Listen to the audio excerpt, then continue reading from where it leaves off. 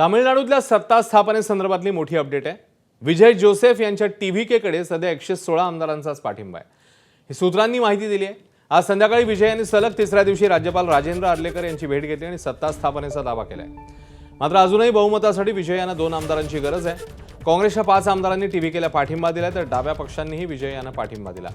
व्हीसीकेने अजून आपली भूमिका जाहीर केली नाहीये, त्यांच्या पाठिंब्याचं पत्र अजूनही पोहोचलेलं नाहीये। त्यामुळे उद्या विजय मुख्यमंत्रीपदाची शपथ घेणार का याबद्दल अजूनही सस्पेन्स कायम आहे। सोमेश कोलगे आपल्याला ताजे अपडेट देतील। सोमेश, अजूनही आकडेवारीचं गणित काही जुळताना दिसत नाहीये, पुढे मागे होत आहेत आकडे। नेमकं काय घडतंय तामिळनाडूत आणि उद्या शपथविधी होणार का मग सोमेश? निश्चितच टीव्हीके चे विजय ज्यांनी सध्या त्यांच्याकडे 107 आमदारांचं संख्याबळ आहे, परंतु काँग्रेसने त्यांना 5 आमदारांचा पाठिंबा दिला।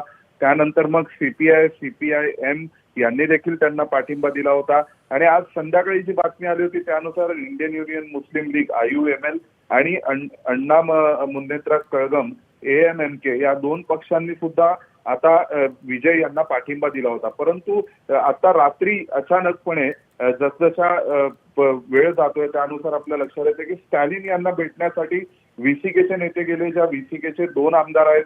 त्यानंतर AMMK या पक्षाचा 1 आमदार आहे, त्यांनी अण्णा द्रमुकला पाठिंबा जाहीर केला मुख्यमंत्री पदासाठी, जे पूर्वी म्हणाले होते की आम्ही विजयला पाठिंबा देऊ। आणि त्यानंतर IUML ने देखील आपला पाठिंबा काढून घेतला आणि विजयला नकार दिलाय। त्यामुळे पुन्हा एकदा जे काठावरचं बहुमत विजय यांच्या टीव्हीके पक्षांनी जमवलं होतं ते बहुमत पुन्हा डळमळीत झालेलं आहे।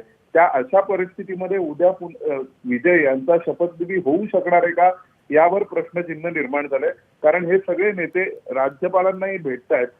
AMMK ने राज्यपालांच्या नावाने पत्र दिले अण्णा द्रमुकला पाठिंबा देत असल्याचं आणि त्यांच्या नेत्यांनी TTV दिनाकरन यांनी भेटही घेतली आहे राज्यपालांची आणि IUML ने देखील याविषयी पत्रव्यवहार केलाय। धन्यवाद सोमेश, या माहितीबद्दल बातमीचे अपडेट्स जाणून घेतच राहू।